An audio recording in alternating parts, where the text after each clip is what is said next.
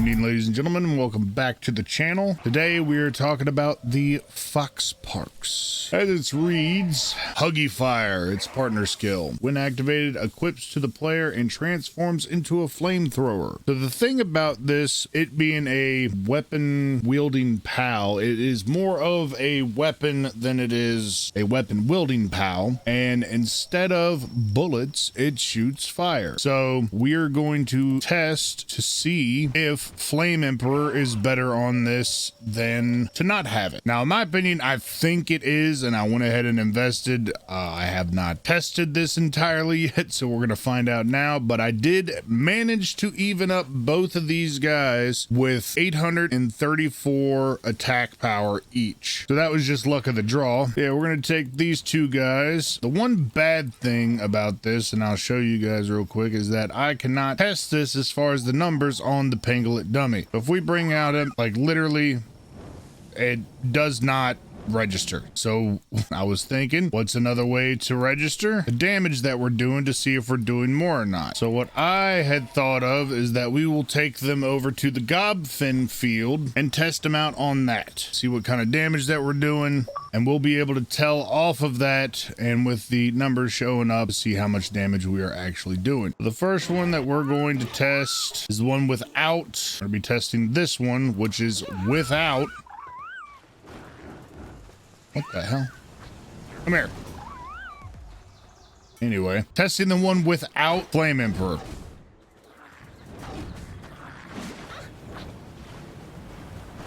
Again, like 190, something like that. 200, 210. All right, now we have the one with Flame Emperor.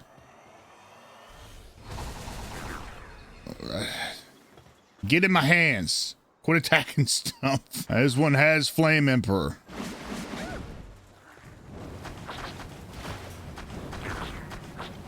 So yeah, as you can see here, we're hitting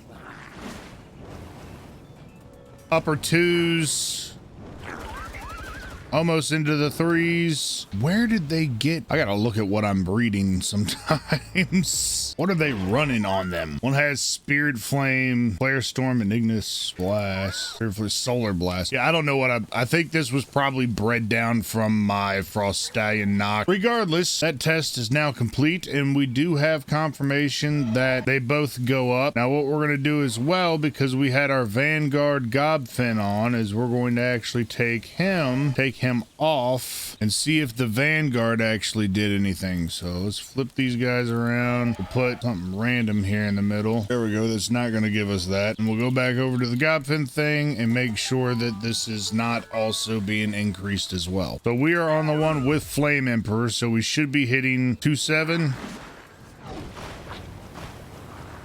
Oh, okay. That is interesting.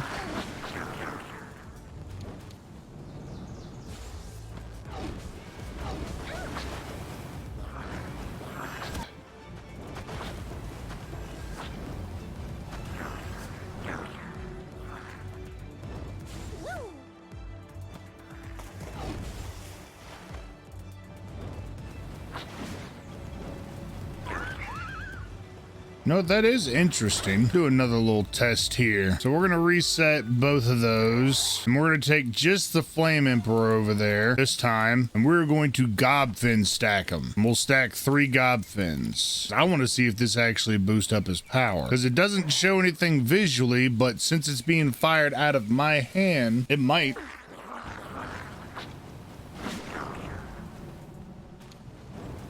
Nah, it doesn't seem like Vanguard actually does anything. Or the Gobfin stacking for player damage. So that was a little bit of an illusion. Come in here there, you cute little fox. All right, so now that we know that Flame Emperor is hitting for more damage. Vanguard and the Gobfin stacking does nothing to it. We will now rank up the volume. So we are going to run our 4-star with Flame Emperor, which we're starting out at 919. Do some rubies behind them that are all 4-starred. Now we're doing 1244. Now we're going to crank them up with some souls. All right, after the souls are cranked up into them, Sitting at 1616. And the coup de grace, as we always do, feed him some food. Now we're looking at 1940. All right, that's pretty decent damage. Let's try him against King Paka. We ain't done a King Paka try. Do some Huggy Fire. See what we could do.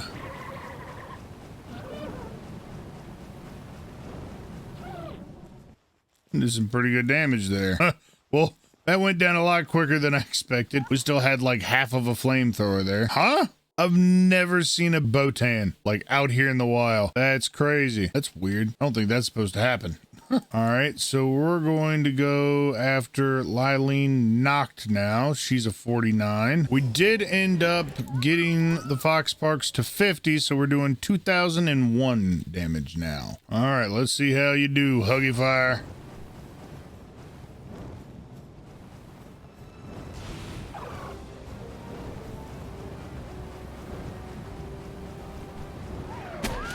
Pretty good damage.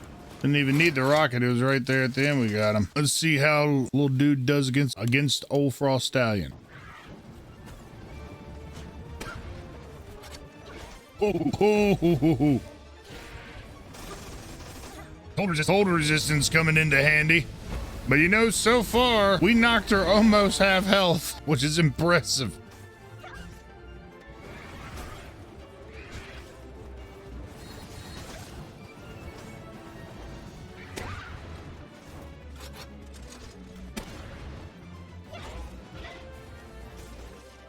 All right, we're gonna get up here. Let him tank that stuff real quick. All right, now that we got her in our little corner here.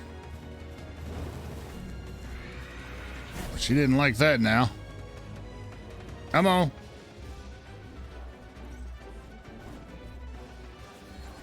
She doing some new moves now. I've never seen Frostallion act like this. Can't get close to her. Just run away. That's why come at me.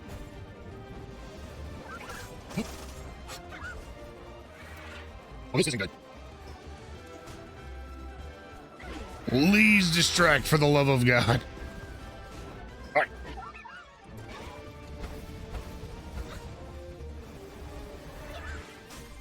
No.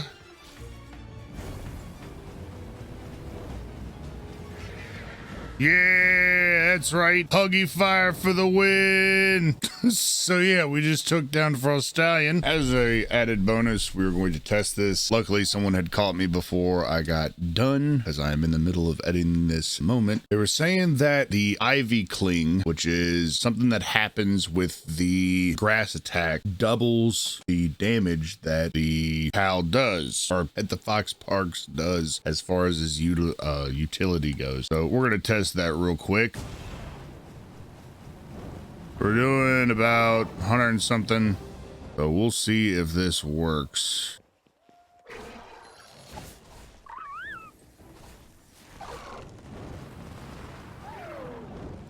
Yeah, it looks like it doubles it. I was doing like 100, 180, something like that. Regardless, she just got shredded. All right, here we go.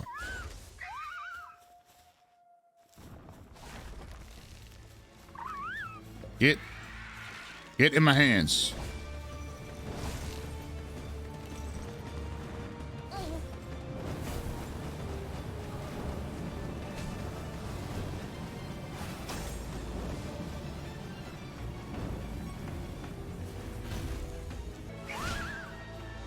I'm on.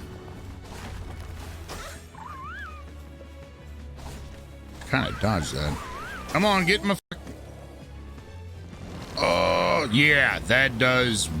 Oh, it does critical damage. So it's like I'm constantly hitting her in the head. Whoa, that's actually impressive. Little dude does damage. Oh, she's running away. Hope that didn't reset her health. Okay, that's weird. She went back to sleep. She was like, I'm tired of fighting. Nighty night.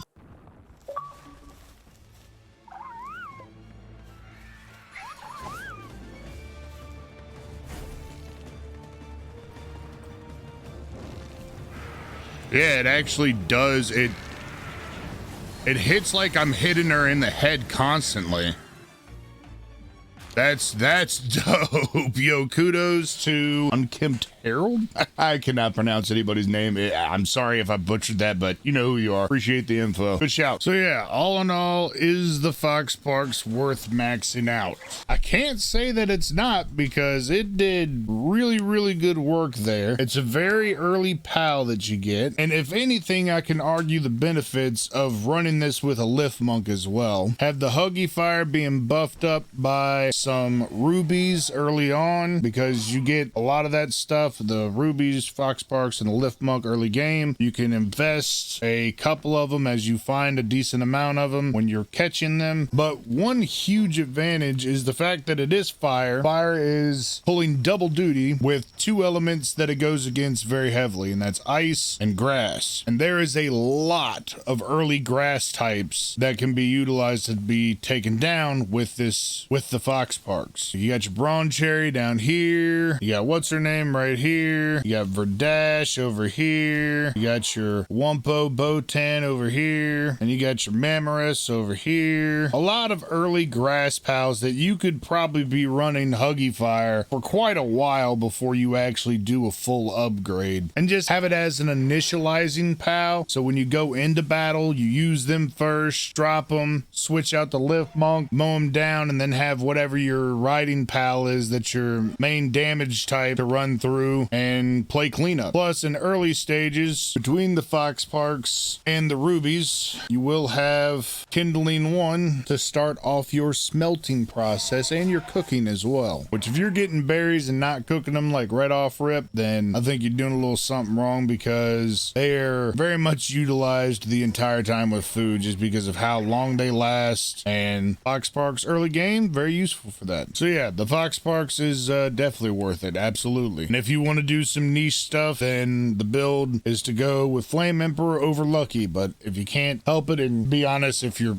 I don't know if very many people that are going to be breeding this, but you know, I did it because I wanted to show you guys to see if it was in fact that the Flame Emperor did work better on it or not. Because a lot of this stuff is kind of hit and miss. We didn't know, but now we know through testing. And we just took down Frost Stallion with like I think it was like three Huggy Fires. I was using Jet Dragon as backup, but he doesn't hit that hard. Like, I don't have him maxed out, or a bunch of, I mean, Fireball hits hard, but I mean, he was mostly damage absorption at that point. So yeah, we probably going to be doing the Jolt Hogs next, and then we'll be moving over to the Pangolin, which I have an assortment of these guys to demonstrate if Lord of the Sea or if Ice Emperor works on them. And I even doubled down on one that has both Lord of the Sea and Ice Emperor, as you can see there. It took me a while to breed these guys up, and I am very tired because I've been up for like 24 hours. But nonetheless, if you like my content, drop a sub. If you guys like the video, drop a like. Leave a comment down below to feed the almighty algorithm. And then we'll see you guys on the next one. Keep your willy washed. Peace out.